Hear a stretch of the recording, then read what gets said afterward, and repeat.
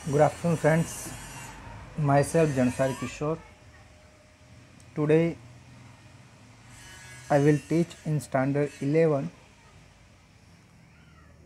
Chapter 3 में जो poem है, The name of the poem, The Laborum Top. Okay, तो उसके जो लेबरनम जो टॉप है उसके राइटर है टेड हग्स। तो राइटर के बारे में जाने तो उसका नाम है एडवर्ड जेम्स हग्स। उनका जन्म 17 अगस्त को 1930 को हुआ था और डेथ 28 अक्टूबर 1998 को हुआ था। He is English poet and children's writer. उन्होंने बहुत सारी चीज़ें चिल्ड्रन के बारे में लिखी है। Critics frequently rank him as one of the best poet of his generation. तो क्रिटिक फ्रिक्वेंटली रैंक जो उनकी उस टाइम की बहुत ही बेस्ट पोइट्स है and one of the 20th century greatest writer and he is a greatest writer in the 20th century. यहाँ पर जो हमें पोएम दी है द लेबरनम टॉप। तो laburnum is a name of the plant. एक छोटा ट्री है जिसमें हैंगिंग ब्रांचेस होती है, येलो फ्लावर्स होता है और उसके जो सीड्स होते हैं वो पॉइजनियस होते हैं। तो बात की है सितंबर मंथ की कि सितंबर मंथ की आफ्टरनून में जो लेबरनम ट्री है उसकी जो टॉप है वो एकदम साइलेंट है। कब तक साइलेंट है कि जब तक एक gold Finch is a name of the bird, एक सिंगिंग बर्ड है, बहुत ही छोटा बर्ड है जिसकी येलो फीदर्स है। तो ये जो बर्ड्स है वो वहाँ पर आता है, आकर वो एकदम ब्रांच के एंड पर वो बैठता है और बैठने के बाद वो धीरे धीरे वॉक करते हुए वो जो ये प्लांट का जो ट्रंक है वहाँ तक आता है और वहाँ पर उसका घोंसला है। ओके, वो जैसे ही अपने घोंसले में एंटर होता है तो ऐसे ही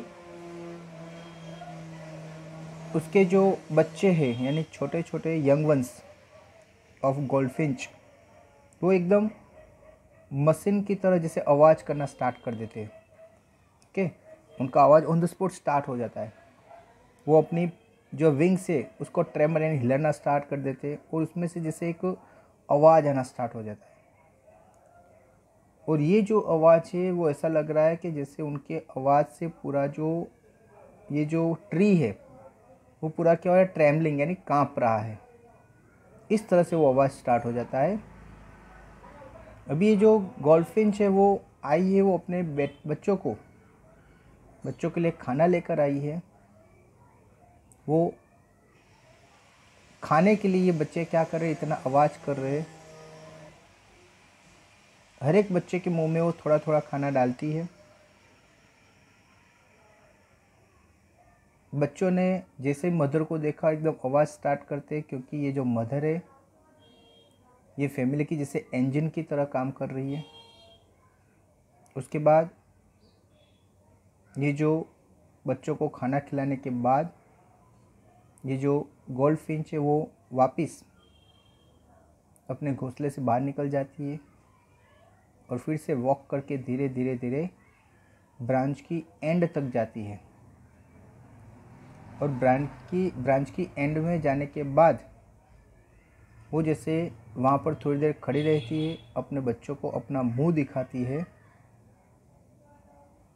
और उसके बाद वो आवाज़ करती है। यानी जैसे वो अपने बच्चों को पहचान दे रही है, एक तो उसका चेहरा, दूसरा उसकी आवाज़। क्योंकि ये आवाज़, ये दोनों पहचान देने के बाद वो वहाँ से फ्लाई करके बहुत ही दूर स्काई में, आकाश में चली जाती है। ओके, तो यानी ये दो चीज़, एक उसका चेहरा, उसका आवाज़, ये दोनों उसकी आइडेंटिटी है। जिससे दूसरा कोई अगर बर्ड आता है तो ये जो बच्चे हैं वो आवाज़ नहीं करेंगे। पहले तो वो उसकी मदर का आवाज़ सुनकर उनको पता चलेगा कि मदर आई है। दूसरा वो जब चेहरा देखेंगे, ठीक है, यानी आवाज़ से आने से वो क्या करेंगे, बच्चे घोंसले में से बाहर निकल के थोड़ा ऊपर होकर मदर का चेहरा देखेंगे और उसके बाद वो क्या करेंगे, आवाज़ करना स्टार्ट करेंगे। तब तक वो आवाज़ करेंगे नहीं। यानी इस तरह से ये जो एक छोटा बर्ड है उसने भी अपने बच्चों को जैसे सिखा दिया है कि भाई आपको कब आवाज़ करना है और आपको अपनी मदर को किस तरह से पहचानना है। यानी हर एक लोग, ये जो अर्थ पर जो भी रहते हैं, छोटे मोटे जो कीटक है, बर्ड्स है, एनिमल्स है, वो अपने मदर को, फादर को किस तरह से पहचानते हैं, इससे हमें पता चलता है कि हर एक की कुछ ना कुछ पहचान होती है, आवाज़ होती है। जनरली हमारे घर में भी, जैसे हमारे घर में जो मदर है, फादर है, अपने रिलेटिव्स है, सबके आवाज़, अगर उसका चेहरा नहीं दिखता है लेकिन किसी से आवाज़ हम पता चल जाता है कि भाई ये रिलेटिव हमारे घर पर आए हैं। ओके, तो इस तरह से आवाज़ भी एक पहचान है। दूसरा, कहीं पर जैसे अगर हम कोई बहुत सारे लोग जहाँ इकट्ठा हो गए तो वहाँ दूर से हम चेहरा देखकर एक दूसरे को पहचानते हैं। यानी दो, एक आवाज़ और दूसरा चेहरा, ये दो एक ऐसी चीज़ है कि जिससे आप किसी को क्या कर सकते हो, पहचान सकते हो। तो यहाँ पर भी ये जो मदर है वो अपने बच्चों को अपना चेहरा और अपना आवाज़, ये दो जैसे आइडेंटिटी है, वो दो चीज़ आइडेंटिटी देकर वो क्या करती है, वहाँ से चली जाती है। ओके फ्रेंड्स, तो यहाँ तक ये आपकी जो पोएम थी, आई होप कि आपको यहाँ पता चला होगा इसके एक्सपीरियंस के बारे में। Now I will start this poem, I will explain you line by line. So the laburnum top, laburnum is the name of the tree. मैंने आपको बताया कि ये एक ट्री है, कि जो एक स्मॉल ट्री है, प्लांट है जैसा, और उसकी हैंगिंग ब्रांचेस होती है, उसमें येलो फ्लावर्स होते हैं और उसके जो सीड्स होते हैं वो पॉइजनस होते हैं। तो और लेबरनम टॉप इज़ साइलेंट, ये जो लेबरनम की टॉप है, यानी जो ट्री की टॉप है, वो एकदम साइलेंट है। यानी दैट मीन्स वहाँ पर कोई आवाज़ नहीं है, क्वाइट स्टिल, बहुत ही शांत है। ओके, पहले क्या बोला है कि लेबरनम टॉप इज़ साइलेंट, उसके बोला है क्वाइट स्टिल, यानी एकदम शांत है। In the afternoon yellow September sunlight, time दिया है, आफ्टरनून का टाइम है, येलो सितंबर। येलो क्यों कहा है, क्योंकि मैंने बोला कि ये जो लेबरनम है उसके जो हैंगिंग ब्रांचेस है उसमें येलो फ्लावर्स आते हैं, यानी ये जो फ्लावर है इसके येलो कलर है, इसलिए ये येलो कहा है। और ये सितंबर मंथ है, और सनलाइट की वजह से जो सनलाइट होती है वो भी कैसी होती है, जैसे येलो टाइप होती है। ठीक है, तो सनलाइट है, वो भी सितंबर मंथ है और आफ्टरनून का टाइम है, और येलो जैसे लाइट है। अ फ्यू लीव्स येलोइंग, उसके कुछ लीव्स येलो हो गए हैं। ये जो प्लांट है लेबरनम, उसके फ्लावर तो येलो ही है, लेकिन कुछ जो लीव्स है वो भी कैसे हो गए, येलो हो गए हैं। ऑल इट्स सीड्स फॉलन, उसके जितने भी सीड्स है, उसके सीड्स कैसे होते हैं, मैंने बोला पॉइजनस होती है, तो उसके बहुत सारे सीड्स, ऑल ऑफ यानी मोस्ट ऑफ, सब। ओके, तो ऑल इट्स सीड्स फॉलन, उसके सब जितने सीड्स थे वो नीचे गिर गए हैं। ओके, फिर से डिस्प्ले करता हूँ कि भी ये जो लेबरनम टॉप है एकदम साइलेंट है, फिर बोला है क्वाइट स्टिल, एकदम शांत है। सितंबर आफ्टरनून का टाइम है, सनलाइट है, और ये येलोइंग, यानी वहाँ जो फ्लावर होते हैं लेबरनम, उसमें जो फ्लावर होते हैं येलो होते हैं। दूसरा, सितंबर मंथ दिया और सनलाइट हो, तो सनलाइट भी कैसी होती है, येलो होती है। फ्यू लीव्स येलोइंग, उसके कुछ लीव्स है, ये जो लेबरनम ट्रीज है उसके कुछ लीव्स है वो कैसे हो गए, येलो हो गए। ऑल इट्स सीड्स फॉलन, और उसके जितने भी सीड्स है वो नीचे गिर गए हैं। Till the goldfinch comes with twitching syrups, twitching chirps, till the goldfish come. तो goldfish is the name of the bird, तो गोल्डफिंच नाम का जो बर्ड है वो वहाँ पर आता है विथ ट्विचिंग। ट्विचिंग का मीनिंग है movement of a small body part, यानी उसको बहुत ही छोटा है, उसकी बॉडी बहुत ही छोटी है, यानी छोटा बर्ड है, और वो छोटी बॉडी में क्या होता है, चिरप, चिरप का मीनिंग होता है साउंड करना, आवाज़ करना। ओके, ए बर्ड क्या कर रहा है, आवाज़ करता है, यानी वो छोटा बर्ड गोल्डफिश आता है और वो क्या करता है, आवाज़ करता है। अ सडननेस, सडननेस यानी सरप्राइज, अचानक, जैसे ही वो आवाज़ सुनता है। अ स्टार्टलमेंट, स्टार्टलमेंट का मीनिंग है अमेजमेंट, जैसे सरप्राइज हो जाना है। ओके, तो ये अचानक वहाँ पर आता है और सडनली वो क्या करता है, एट द ब्रांच एंड, वो ब्रांच की एंड पर क्या करता है, बैठता है। ब्रांच की एंड पर एकदम अमेजमेंट यानी सरप्राइज होकर, स्टार्टलमेंट का मीनिंग होता है अमेज, सरप्राइज होना। ब्रांच की एंड पर वो सडनली अमेजमेंट यानी सरप्राइज होकर वहाँ पर क्या करता है, वो बैठता है। देन स्लीक एट लिजार्ड, फिर वो धीरे धीरे, स्लीक का मीनिंग होता है आगे बढ़ना। लिजार्ड, लिजार्ड यानी हमने देखो कि घर में, जिसको गुजरात में गरुड़ बोलते हैं, तो वो धीरे धीरे, जैसे लिजार्ड होती है वो धीरे धीरे आगे बढ़ती है। तो इसी तरह से ये जो बर्ड था वो फटाफट आगे नहीं बढ़ता, वो एकदम धीरे धीरे आसपास हर एक जगह देखते हुए वो धीरे धीरे क्या करता है, आगे बढ़ता है। एंड अलर्ट, वो एकदम अलर्ट है, कोई उसको देख नहीं रहा है, कोई उसको फॉलोअप नहीं कर रहा है, उसको बहुत ही ध्यान रखता है, क्योंकि वो आगे बढ़ रहा था। कहाँ बढ़ रहा था, वो अपने घोंसले में जा रहा था, यानी उसका घोंसला कोई देख नहीं ले, इस तरह से वो अपने घोंसले बनाता है। तो वो एकदम धीरे, लिजार्ड की तरह एकदम धीरे धीरे स्लिक यानी आगे बढ़ता है। एंड अलर्ट, वो एकदम अलर्ट है, कोई उसको नहीं देख रहा है, इस तरह से वो बार बार हर एक जगह देखता रहता है। एब्रुप्ट, ओके, एब्रुप्ट का मीनिंग होता है कि भी थोड़ी धीरे धीरे, यानी एकदम थोड़ी आगे बढ़ता है, उसके बाद फिर से रुक जाता है, आगे पीछे देखता है, फिर से थोड़ा आगे बढ़ता है। ओके, यानी इस तरह अलर्ट होकर वो धीरे धीरे क्या होता है, आगे बढ़ता है। सी एंटर्स द थिकनेस, यानी वो एंड पर, ब्रांच की एंड पर बैठा था, एंड से धीरे धीरे सिरक कर धीरे धीरे कहाँ जाता है, एंटर द थिकनेस। थिकनेस यानी जो ट्रंक होती है ट्री की, वो धीरे धीरे ट्रंक में एंटर होता है, यानी वहाँ पर उसका घोंसला बनाया है। और जैसे ही वो ट्रंक में एंटर होता है ये bird, and the machine starts up, तो मशीन जैसे स्टार्ट हो जाते हैं। अभी मशीन यानी कौन, तो ये जो गोल्डफिंच है उसके जो छोटे बच्चे हैं, तो जैसे ही देखा कि मदर घर में आ गई है, तो उनको पता है कि अभी मदर उसको क्या करेगी, खाना खिलाएगी। तो वो फटाफट क्या करते हैं, यानी मशीन की तरह आवाज़, चिटरिंग यानी आवाज़ करना स्टार्ट कर देते हैं। कैसे आवाज़ करते हैं, तो ट्रेमिंग ऑफ विंग्स, अपने विंग्स को क्या करते हैं, हिलाते हैं। अपने विंग्स को हिलाकर वो क्या करते हैं, आवाज़ करते हैं। ठीक है, तो जैसे ये जो गोल्डफिंच है वो ब्रांच की एंड पर लैंड होती है, उसके बाद धीरे धीरे उस लिजार्ड की तरह आगे बढ़ती है, एकदम अलर्ट है, बहुत ही ध्यान देकर वो आगे बढ़ती है।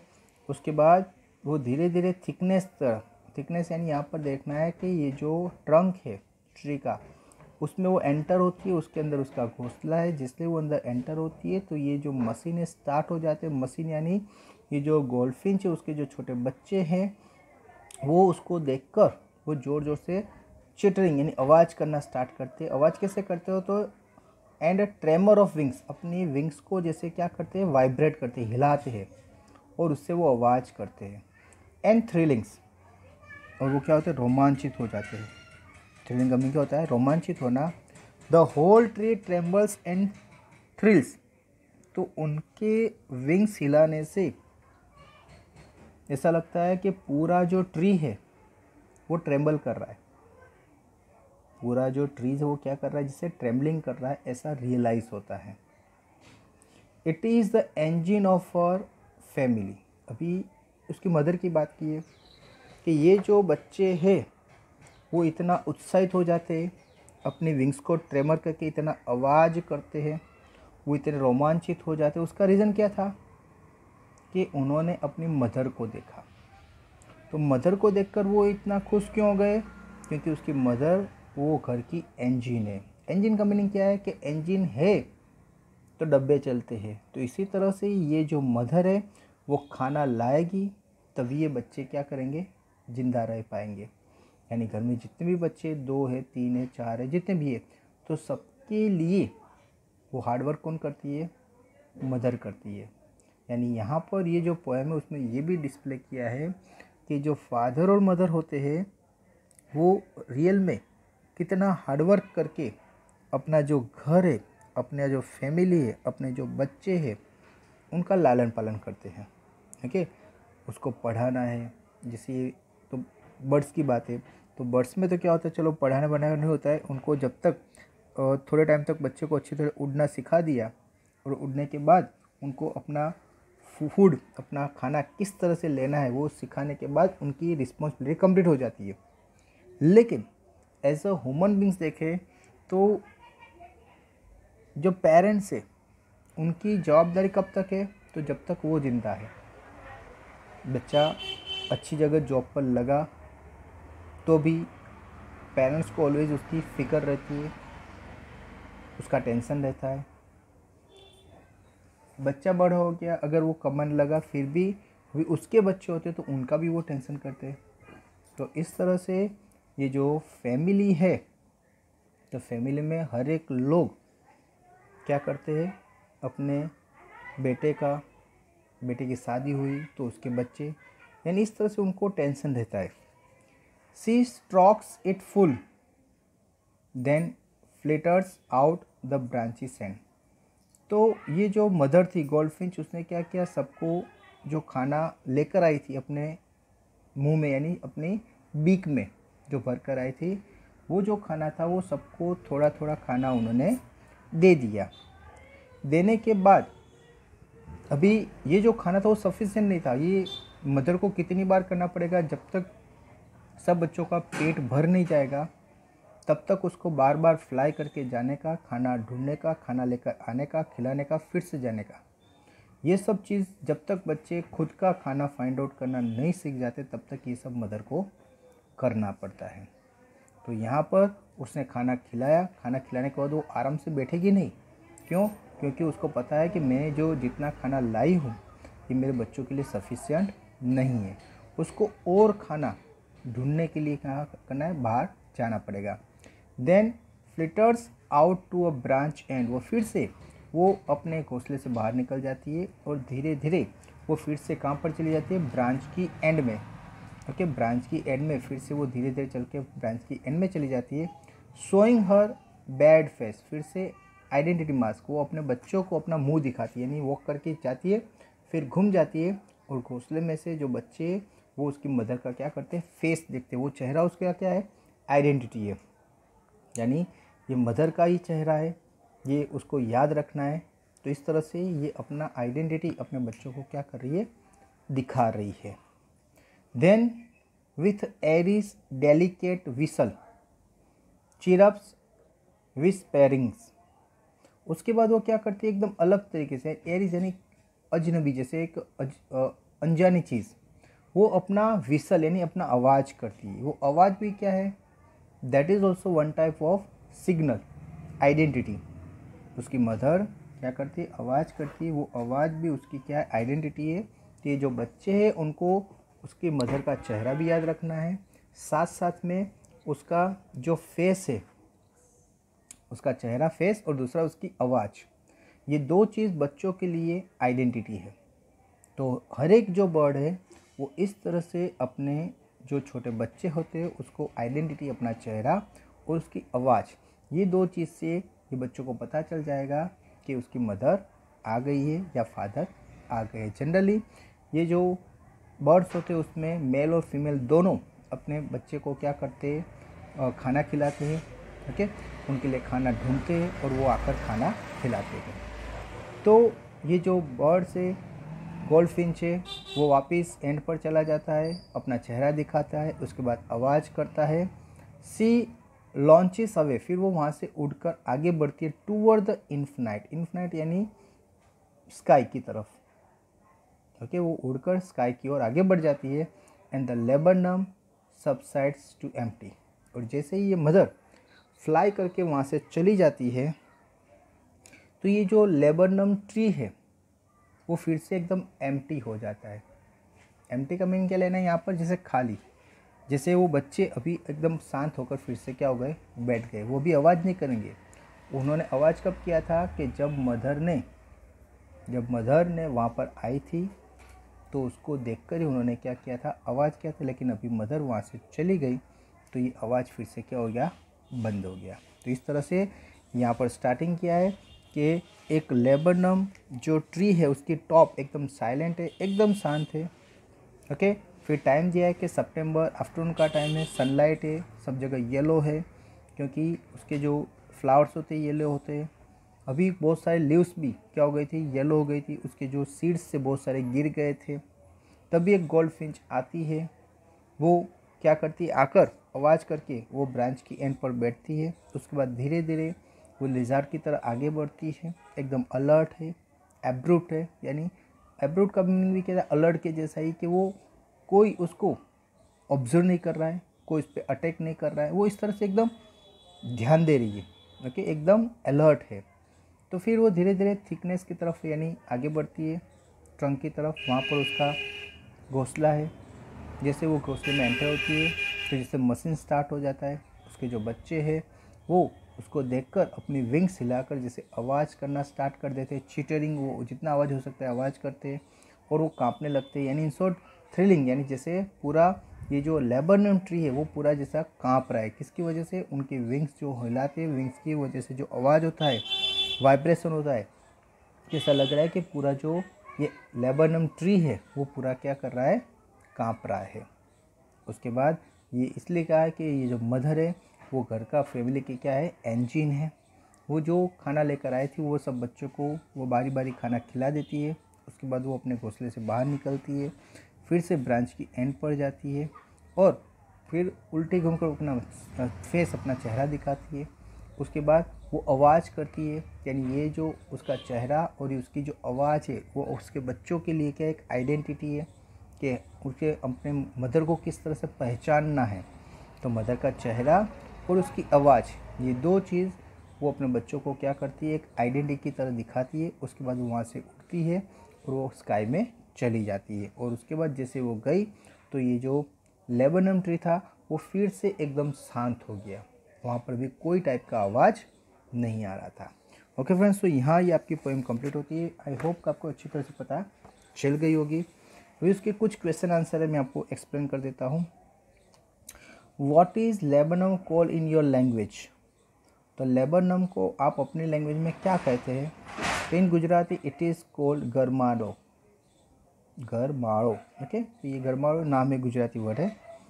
सेकंड है which local bird is like a goldfinch? तो कौन सा लोकल बर्ड गोल्ड फिंच की तरह होता है? तो Indian lutino ringneck, Indian lutino ringneck is local bird like a goldfinch.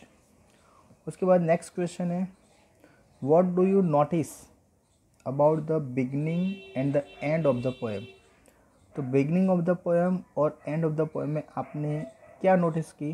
तो दोनों जगह, दोनों टाइम पर एकदम कैसे होती है, मोशनलेस, जरा भी आवाज़ नहीं होता है, एकदम एम्प्टीनेस, साइलेंस है। ठीक है, तो in the beginning of the poem the tree is काम, ये जो पोएम की स्टार्टिंग हुई तब ये पोएम एकदम कैसे था, काम यानी शांत था, and silent, and in the end it ends with a motionless and empty level. तो जैसे स्टार्ट हुआ तब भी एकदम काम और साइलेंट था, एंड में भी इसी तरह से एकदम मोशनलेस है और एम्प्टी लेवल, यानी वहाँ पर उस टाइम पर भी क्या है, क्वाइटनेस है, साइलेंस है। नेक्स्ट जो क्वेश्चन है to what is the birds movement compare? ये बर्ड की जो मूवमेंट है वो किसके साथ कंपेयर की है? What is the basis for the comparison? ये जो कंपेरिजन उसका बेसिस क्या है? The goldfinch movement is compare to that of lizard. ये जो गोल्डफिंच है उसको मूवमेंट, उसकी जो मूवमेंट यानी वो आगे बढ़ती है वो किसके साथ कंपेयर किया है? लिजार्ड के साथ, कि जैसे वो लिजार्ड की तरह धीरे धीरे आसपास में सब ऑब्जर्व करके वो धीरे धीरे आगे बढ़ रही है। The basis of the comparison in the slick abrupt, तो ये दिखाने का मीनिंग क्या है कि एब्रूट एंड अलर्ट मोमेंट, तो वो बहुत ही एकदम धीरे से और अलर्टनेस के, यानी आसपास में हर एक जगह वो बार बार ऑब्जर्व कर रहे हैं, वो अलर्टनेस के साथ वो धीरे धीरे क्या कर रहे हैं, आगे बढ़ रहे हैं। तो इसी तरह से उनको ये लिजार्ड के साथ इसलिए कंपेयर किया है क्योंकि लिजार्ड भी है वो एकदम धीरे धीरे आगे बढ़ती है और आसपास में हर एक को ऑब्जर्व करती है, वो अलर्ट रहती है। तो इसी तरह से ये जो गोल्डफिन्स था वो भी बहुत ही स्लोली, धीरे धीरे और एकदम अलर्टनेस की तरह से वो आगे बढ़ रहा था।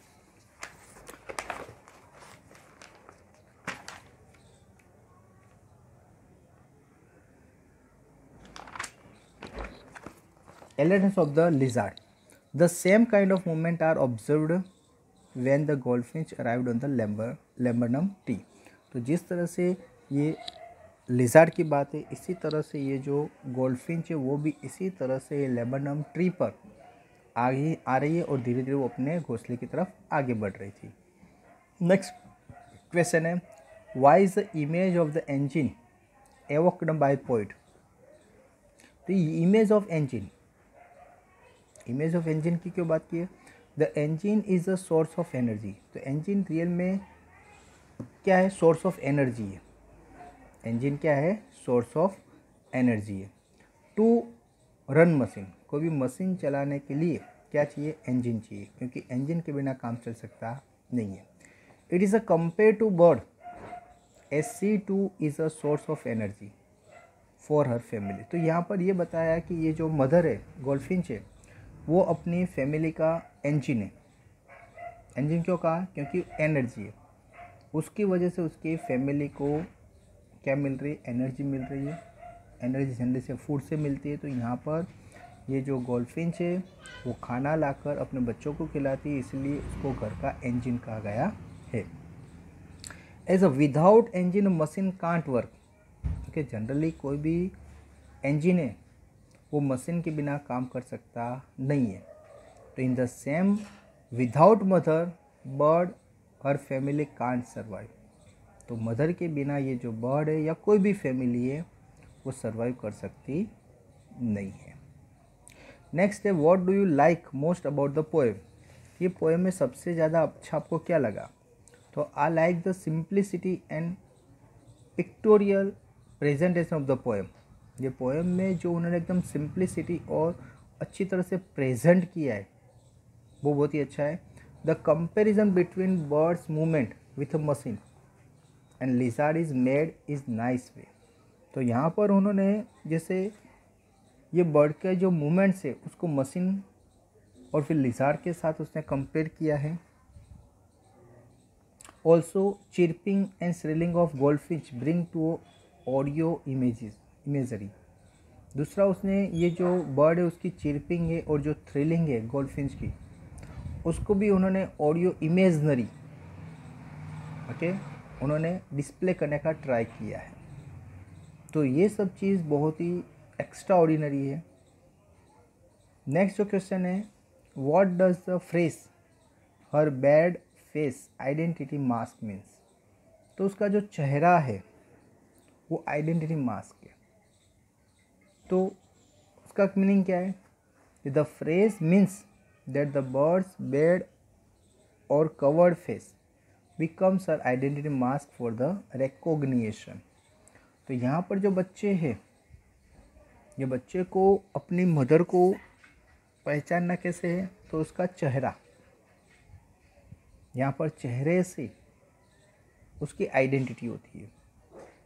यहाँ पर दो टाइप की आइडेंटिटी दी है, एक चेहरा दिया है और दूसरा दिया है साउंड, आवाज़, चिरपिंग का साउंड। लेकिन ख़ास जो मेन है वो चेहरा है। तो बच्चे को क्या करते, वो चेहरा देखकर ही वो अपनी मदर को क्या करते हैं? पहचानते हैं। ओके फ्रेंड्स, तो यहाँ पर दूसरे छोटे क्वेश्चन दिए कि the sound words in the poem, the sound words in the poem are cheer up, chittering, thrilling, whistle chirp. The movement word in the poem तो enter, flirts out, stalks, launches away. The dominant color in the poem, तो इसका colour कौन सा दिखा है यहाँ पर? Yellow. Okay friends, तो आई होप कि ये जो पोएम है आपको अच्छी तरह से पता चल गई होगी। ये पोएम के बाद आपको एक PDF फाइल दी जाएगी जिसमें आपका होमवर्क रहेगा वो होमवर्क आपको कंपलसरी करना है। Okay friends, so thank you very much to listen me carefully.